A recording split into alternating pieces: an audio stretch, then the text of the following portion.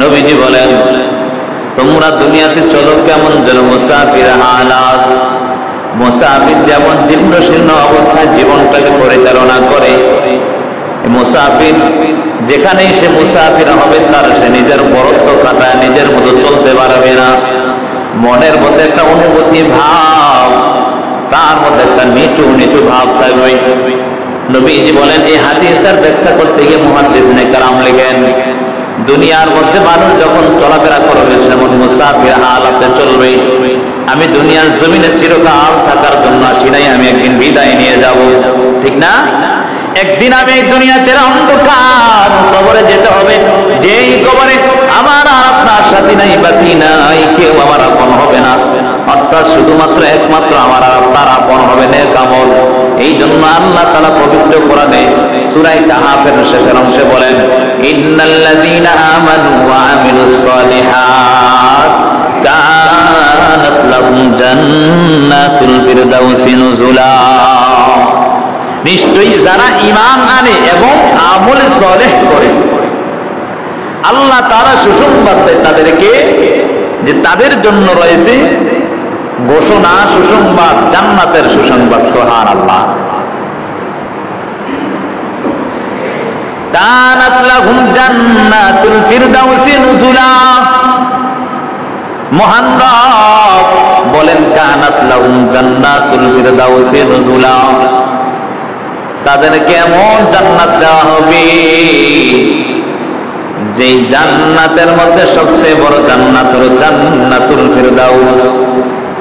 ওই জান্নাতটা দেওয়ার পর বলে তাদেরকে সেখান থেকে কি বের করে দেওয়া হবে? বলে না না, খালিদিনা ফিহা লা ইয়াবগুনা আনহা হিওয়ালা। মহান রব বলেন, আমি আল্লাহ তাদেরকে জান্নাতুল ফিরদাউস দান করার পর সেখানে সে সর্বদা থাকবে, সেখান থেকে তাকে পরিবর্তন করা হবে না, সেখান থেকে তাকে বের করা হবে না, পরিবর্তন করা হবে না, সে সেখানে সর্বদাই থাকবে। এই জন্য বাবা, এই দুনিয়া ছেড়ে অন্ধকার কবরে আমার আপনার যেতে হবে। এই জন্য বাবা, এই মৃত্যুর স্মরণ সর্বদা করবা, কারণ মৃত্যুর যন্ত্রণা বড় ভয়াবহ, বড় কঠিন অবস্থা রে বাবা। এই মৃত্যুর যন্ত্রণা কেউ সহ্য করতে পারবে না, কারণ এত ভয়াবহ, এত কঠিন অবস্থা হয়ে দাঁড়ায়।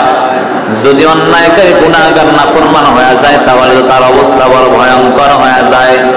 আমার আল্লাহ আজরাইল সহ 500 আযাবের ফেরেশতা দিয়ে তাদেরকে রূহ বের করার জন্য এমন ভাবে আঘাত আর আঘাত, এই আঘাতের কারণে ওই যারা নাফরমান গুনাহগার বেঈমান তাদের রূহটা 360টা জোড়ার মধ্যে দৌড়াদৌড়ি আরম্ভ করে দেয়।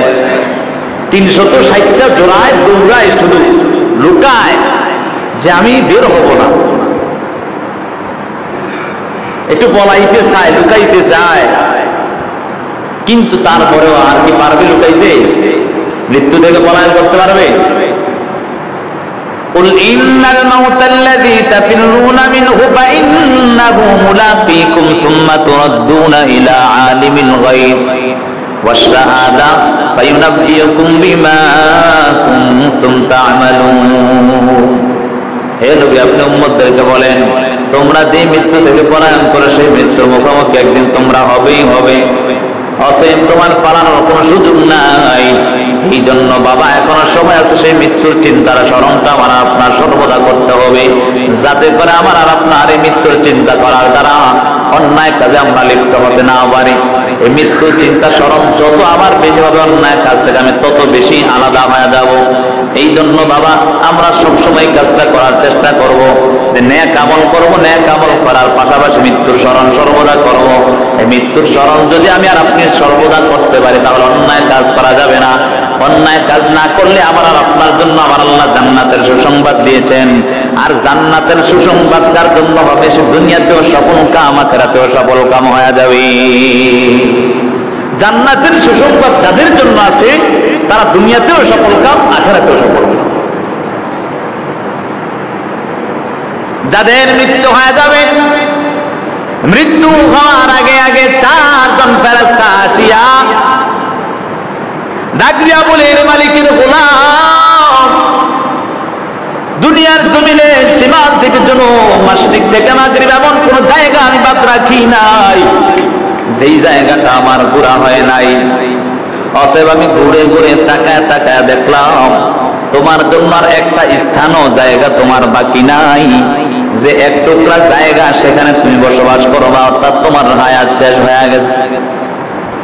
আরেকটা ফেরেশতা আসিয়া ডাক দিয়া বলে, হে আল্লাহর গোলাম, শুনে নাও, শুনে নাও, দুনিয়ার জমিনে যত সমুদ্র আছে এমন কোন সমুদ্র আমি বাকি রাখি নাই যেখানে গিয়া তোমার জন্য একটু পানি পাবো। সেখানে গিয়ে আমি তালাশ করলাম, কোথাও পাইলাম না। হে আল্লাহর গোলাম, অতএব তোমার দুনিয়ার জমিনে একটু পানি পান করার আর কোনো সুযোগ নাই। আরেকদল ফেরেশতা এসে বলে, হে আল্লাহর গোলাম, আমি সীমান্ত থেকে জুনুব, মাশরিক থেকে মাগরিব পর্যন্ত এমন কোন জায়গা আমি বাকি রাখি নাই, অর্থাৎ যেখানের মধ্যে আপনার জন্য খাদ্য সরবরাহ করা হচ্ছে সেই জায়গাটার মধ্যে আমি বাকি রাখি নাই যাওয়ার জন্য, অর্থাৎ কোথাও আপনার জন্য খাবার পাইলাম না, এক মুঠো খাবার আপনার জন্য তৈরি আর নাই। অথবা আপনার দুনিয়া থেকে বিদায় এখন এই ঘন্টা বেজে গেছে। আর এক ফেরেশতা এসে ডাক দিয়া বলে, হে দুনিয়ার মানুষ, হে বনি আদম, দুনিয়ার জমিনে এমন কোন একটা আমি জায়গাও পাইলাম না তুমি যেখানে শ্বাস প্রশ্বাস ঘটাবা, অর্থাৎ দুনিয়ার জমিন থেকে তোমার নিঃশ্বাস এখন থেকেই বন্ধ হয়ে যাবে। এই জন্য বাবা এখনো সময় আছে মৃত্যুর সময়, সর্বদা আমরা মৃত্যুর চিন্তা করবো রে বাবা। এই চিন্তাটা যদি আমার আপনার মাথায় থাকে, কখনো অন্যায় করা যাবে না, কখনো অন্যায় কাজে লিপ্ত হওয়া যাবে না রে বাবা। আমরা একদম একটা চিন্তা সর্বদা আমার আর আপনার মাথার মধ্যে রাখতে হবে, যেহেতু দুনিয়ার জমিনে আসছি আমার আর আপনার একদিন বিদায় নিতে হবে। এই জন্য বিদায় যেহেতু নিব আমি আর আপনি আর আমি আমার সামান পত্র তৈরি করে নিব। কি সামান নিয়ে আমি কবরে যাব, কি নিয়ে আমি আমার মাওলার কাঠগড়ায় দাঁড়াবো। এরে বাবা, আল্লাহর বান্দা বান্দিরা কি পরিমাণ আল্লাহর আশিক ছিল রে বাবা। রাবেয়া বসরি রহমতুল্লাহ আলাইকে যখন কবরের মধ্যে রাখা হলো, রাবেয়া বসরিকে প্রশ্ন করলো, মার রব্বুকা, তোমার রবকে, ওয়ামান নাবিয়ুকা, তোমার নবীকে, ওয়ামান নাবিয়ুকা, ওয়ামা দীনুকা, তোমার দিন কি। সাথে সাথে এই প্রশ্ন করার পর রাবেয়া বসরি রহমতুল্লাহ আলাইহি ডাক দিয়া বলে, আপনারা কারা? বলে, আমরা আল্লাহর পক্ষ থেকে পাঠানো ফেরেশতা। বলে, আপনারা কোথা থেকে আসছেন? বলে, আমরা আসমান থেকে এসেছি। বলে, কেন আসছেন? আমাকে আপনাকে প্রশ্ন করার জন্য। বলে, কি এমন প্রশ্ন করেছেন? বলে, আপনার রবকে, রবের পরিচয়টা দেন, আপনার নবীকে, নবীর পরিচয়টা দেন, আপনার দিনকে, সেই দিনের পরিচয়টা দেন। রাবেয়া বসরি রাহমাতুল্লাহ আলাইহি ডাক দিয়া বলে, তো আপনারা কোথা থেকে আসলেন? বলে, আসমান থেকে আসলাম। বলে, আসমানের দূরত্ব জমিন থেকে কতটুকু পর্যন্ত দূরত্ব? বলে, এক আসমানের দূরত্ব হলো 500 বছরের রাস্তা। কয়শো বছরের? 500 বছরের রাস্তা। রাবেয়া বসরি রাহমাতুল্লাহ আলাইহি ডাক দিয়া বলে, এরে ফেরেশতাদের দল, বলো তোমরা যে 500 বছরের রাস্তা পাড়ি দিয়ে এখানে আসছো, তোমরা কি আমার মালিককে ভুলে গেছো? বলে, না না, কেমনে ভুলবো, বলতাম যদি তাহলে তো আপনাকে প্রশ্ন কিভাবে করতাম। রাবেয়া বসরি বলে, হে মালিকের ফেরেশতারা, শুনে নাও, শুনে নাও, তোমরা যদি 500 বছরের রাস্তা পাড়ি দিয়ে আসি আমার মালিককে ভুলো নাই। আমি রাবেয়া বসরি কেমনে ধারণা করলাম 3.5 হাত মাটির নিচে আসিয়া আমি আমার মালিককে ভুলে যাব? সুবহানাল্লাহ। 3.5 হাত মাটির নিচে আসিয়া আমি কেমনে মালিককে ভুলব? তোমরা 500 বছরের রাস্তা দূরত্ব পাড়ি দিয়ে আসার পর আমার মালিককে ভুলো নাই, আর আমি রাবেয়া বসরি 3.5 হাত মাটির নিচে আসিয়া আমার মালিককে ভুলে যাব? কারণ আমি তো দুনিয়ার জমিনে থাকা অবস্থায় এমন কোন দিন বাকি নাই আমি আমার মালিকের সাথে সম্পর্ক করি নাই। অতএব বাবা, এই জন্য সময় আছে, মালিকের সাথে সম্পর্কটা গড়া নাও, মালিকের সাথে নিজের সম্পর্কটা গড়াইয়া নিজের জীবনটাকে সুন্দর বানায় নাও। এরে বাবা, এই দুনিয়াটা আমার আর আপনার চিরকাল থাকার জায়গা নয়। এই দুনিয়াটা ছেড়ে আমার আর আপনার অন্ধকার কবরে যেতে হবে রে বাবা। এই মৃত্যুর যন্ত্রণা কত কঠিন, কত ভয়াবহ অবস্থা রে বাবা। ফকিহ আবুল লাইস সামারকন্দি রাহমাতুল্লাহ আলাইহি তিনি তার কিতাবের মধ্যে ঘটনাটা উল্লেখ করেছেন। হযরত ওমর রাদিয়াল্লাহু তাআলা হযরত কাআব রাদিয়াল্লাহু তাআলা কে প্রশ্ন করলেন, এরে কাআব, বলো বলো, মৃত্যু যন্ত্রণা, মৃত্যুটা কি জিনিস একটু আমি জানতে চাই, একটু আমাকে জানায় দাও।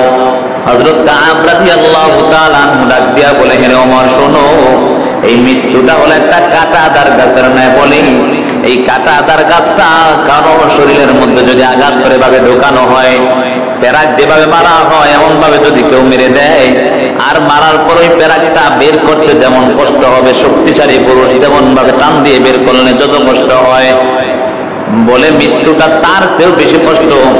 বলে জ্যান্ত ভাবে এমন যদি টান দিয়ে কাঁটাটা বের করে দেয়, ওই কাঁটা বের করবে যেমন কষ্ট হবে তার চেয়ে বেশি কষ্ট মৃত্যুর যন্ত্রণা। অপর রিওয়ায়াতের মধ্যে পাওয়া যায়, বলে জ্যান্ত বকরির চামড়া ছিঁড়ে ফেললে যেমন কষ্ট হবে, বলে মৃত্যুর যন্ত্রণা তার চেয়ে বেশি কঠিন হয়ে যায়। মৃত্যুর যন্ত্রণা তার চেয়ে বেশি কঠিন হয়।